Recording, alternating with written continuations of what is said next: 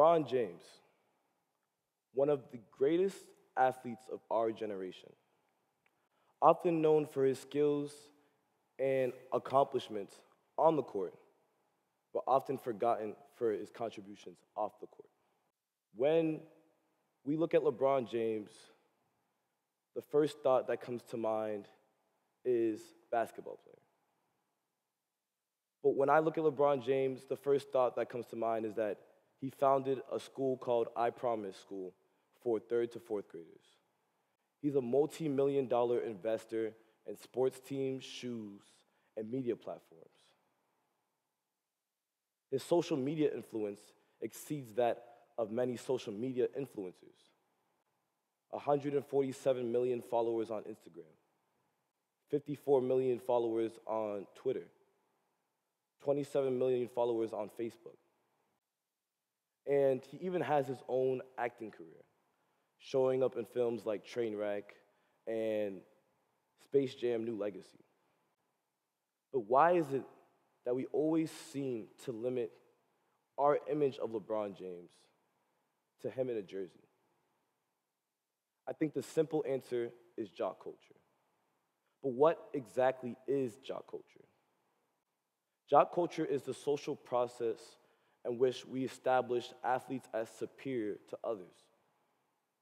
It's heavily ingrained and intertwined in the toxic masculinity that exists in our society.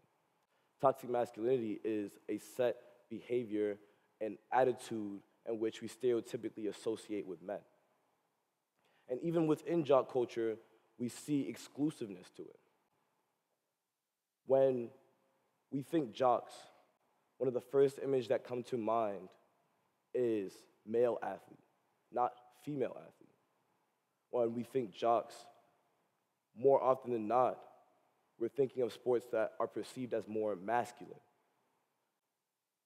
And even in my description of jock cultures and jocks, you begin to see a reoccurrence of a theme of masculinity. Another important part of talking about jock culture is understanding the dynamics between being an athlete versus not being an athlete. A dynamic that you can even see at the school level. And differences in appreciation. We see that one of the biggest ways of showing school spirit is by participating on an athletic team or going to athletic events.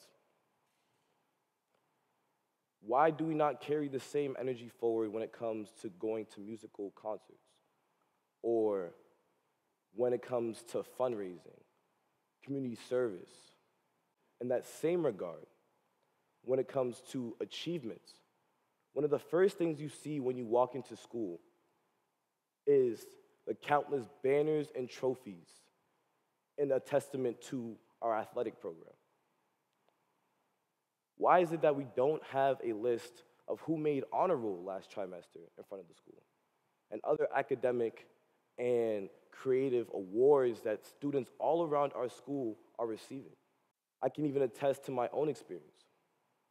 When I first joined the basketball team my freshman year, I recognized how many people and new faces I got to see because of the fact of me solely just being on the team. I recognized the status that came with me being a part of that team.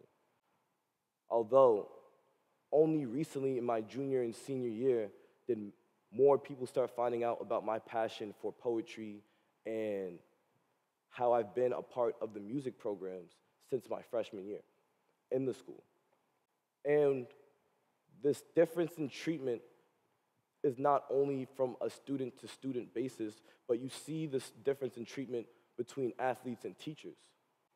I can't even account the countless times I've heard athletes miss assignments and teachers ask them why they didn't have the assignment done on time. And they say, I had practice yesterday. I had a game yesterday. We just got into the state tournaments. And a lot of the times, teachers do validate these excuses. And this is a luxury that is not afforded to students who aren't playing sports, although they may have just as much going on in their day-to-day personal lives. But let's look at the bigger picture. Why is jock culture so concerning? Simply put, the sports culture that we have in the US diminishes the accomplishments that other people have outside of athletics.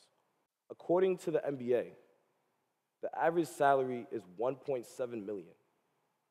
According to the MLB, the average salary is 1.4 million.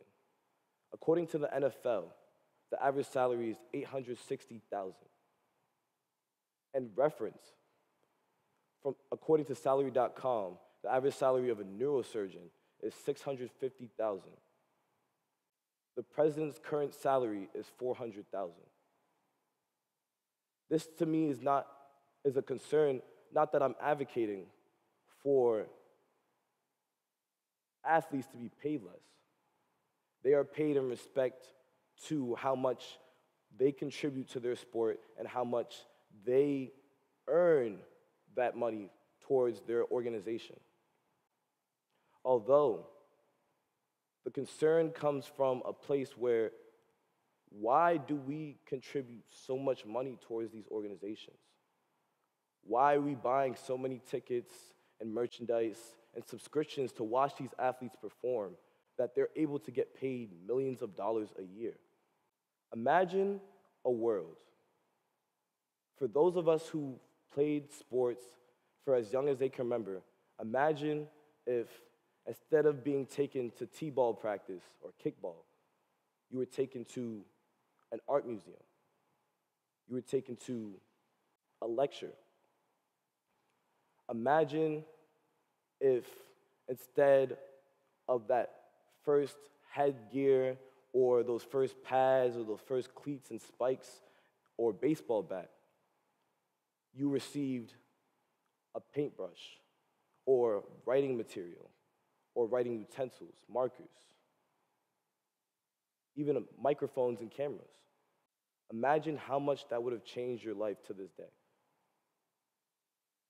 I have this conversation not that I want to hope to inspire some type of canceling of sports, but I want to inspire the conversation of giving young minds an opportunity to be creative, an opportunity to create with their own two hands things they can only imagine.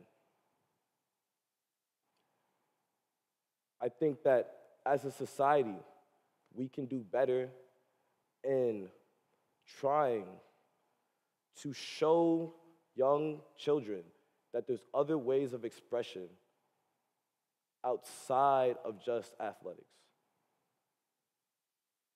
Thank you.